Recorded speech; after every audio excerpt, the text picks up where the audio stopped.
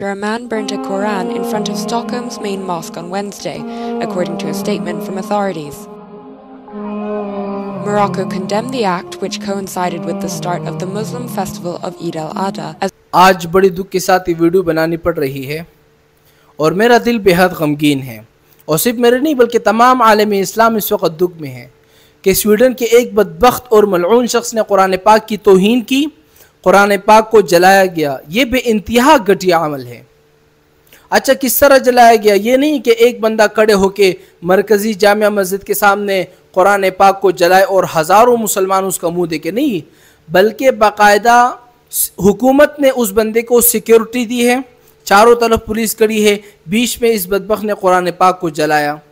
یعنی حکومت سے اس بندے کو اجازت ملی ہے کہ آپ قرآن پاک کو جلا سکتے ہیں۔ تو آخر ایسا کیوں ہو رہا ہے؟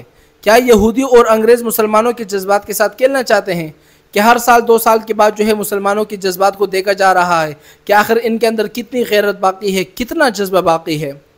خدا کی قسم ڈرو اس وقت سے کہ ایسا وقت نہ آ جائے کہ جس وقت آپ کی غیرت ختم ہو چکی ہو، کہ جس وقت آپ کی آنکھوں کے سامنے قرآن پاک کو جلایا جا رہا ہو اور اس وقت آپ کہیں یار قرآن پاک کو تو ہر سال جلایا جاتا ہے، اگر اس سال قرآن پاک کی بے حرمتی ہوئی تو اس پہ کون سی بڑی بات ہے؟ خدا کی قسم ڈرو اس وقت سے۔ سب سے پہلے میرا تو سویڈن کی حکومت سے اور ان کی عدالت سے یہ سوال ہے کہ آپ نے اس شخص کو قرآن کی بے حرمتی کی اجازت کیسے دی؟ آپ نے کیسے اجازت دی کہ آپ قرآن پاک کو جلا سکتے ہیں؟ اور یہ صرف قرآن کی بے حرمتی کیوں کی جا رہی ہے؟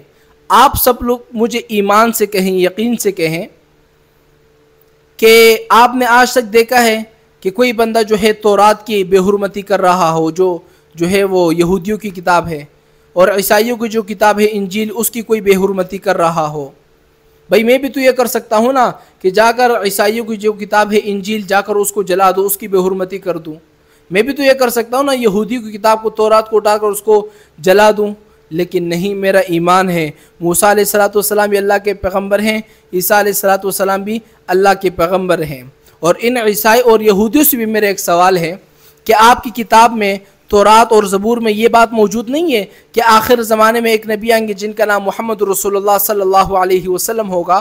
تورات میں بھی یہ بات موجود ہے اور انجیل میں بھی یہ بات جو ہے وہ موجود ہے، تورات زبور دونوں کتابوں یہ بات موجود ہے۔ اگر تم لوگ یہ بات نہیں مانتے کہ اللہ کے نبی آخری پیغمبر ہے تو اس کا مطلب یہ ہے کہ تم اپنے ہی کتاب کے منکر ہو۔ مثال کے طور پر میں پورے قرآن پاک کو مانتا ہوں لیکن اس میں سے ایک بات کو نہیں مانتا، تو اس کا مطلب یہ ہے کہ میں پورے قرآن کا منکر ہوں۔ تو اس لیے آپ سب حضرات سے گزارش ہے کہ آپ کے اندر اور میرے اندر اگر تھوڑی سی بھی غیرت باقی ہو کہ ہم لوگ مارچ کے لیے، جلسوں کے لیے اسلام آباد پہنچ سکتے ہیں، پشاور لاہور والے اسلام آباد آ سکتے ہیں، کراچی والے جو ہے 50-60 ہزار روپے لاکھ کا خرچہ کر کے اسلام آباد کے لیے اپنے حقوق کے لیے جا سکتے ہیں، تو اتنی غیرت ہم میں آنی چاہیے کہ ایک شخص نے قرآن کی بے حرمتی کی تب بھی ہم اپنے گھر میں بیٹھے ہوئے ہیں۔ اتنی غیرت پیدا کریں کہ اپنے گھر سے نکلے احتجاج کریں۔ قیامت کے دن یہی قرآن پاک ہوگا کہ جس وقت میری بے حرمتی کی جا رہی تھی اس وقت تم کہاں تھے؟ تم اپنے آپ کو بڑے عاشق رسول کہتے تھے نا، اور حضور کا یہ فرمان ہے کہ جب تم کسی برائی کو دیکھو سب سے پہلے اپنے ہاتھوں سے روکو، اگر یہ اتنی طاقت نہیں ہے تو اپنی زبان سے روکو، اگر اتنی بھی طاقت نہیں ہے، ایمان کا سب سے نچلا حصہ یہ ہے کہ اپنے دل میں اس کے لیے برا سمجھو۔ تو اتنا تو ہمارے ایمان ہے نا کہ ہم نکل کر احتجاج کریں، اور پھر یہ کافر لوگ کہتے ہیں کہ مسلمان دہشت گرد ہے۔ بھئی تم ایسے کام نہ کرو نا کہ مسلمان دہشت گردی پر مجبور ہو جائے۔ قرآن کی بے حرمتی کرتے ہو، کیا مسلمان کو غیرت نہیں آئے گی؟ وہ تمہیں زندہ چھوڑے گا اور اس کے بس میں ہو کہ تمہاری گردن اڑا دے۔ تم ایسے کام نہ کرو نا کہ مسلمان کو دہشت گردی پر مجبور ہو جائے۔ قرآن کی بے حرمتی نہ کرو، رسول اللہ صلی اللہ علیہ وسلم کی گستاخی نہ کرو، مسلمانوں پر فلسطین پر ظلم تم کر رہے ہو اور کرتے ہیں کہ مسلمان دہشت گرد ہے۔ تم دہشت گردی نہ کرو، تم مسلمانوں پہ ظلم نہ کرو، تم گستاخی نہ کرو، تم قرآن کی گستاخی نہ کرو، تو پھر میرے پاس آ جاؤ کہ مولانا صاحب آپ لوگ دہشت گرد ہیں، تم یہ سارے ظلم کرنا بند کر دو، خدا کی قسم پھر مجھے ایک دہشت گرد بتا دو کہ پھر تم کیوں دہشت گردی کر رہے ہو؟ مسلمانوں پر ظلم تم کر رہے ہو کہ دہشت گرد ہمیں کہہ رہے ہو؟ قرآن کی گستاخی، ہمارے رسول کی گستاخی تم لوگ کر رہے ہو۔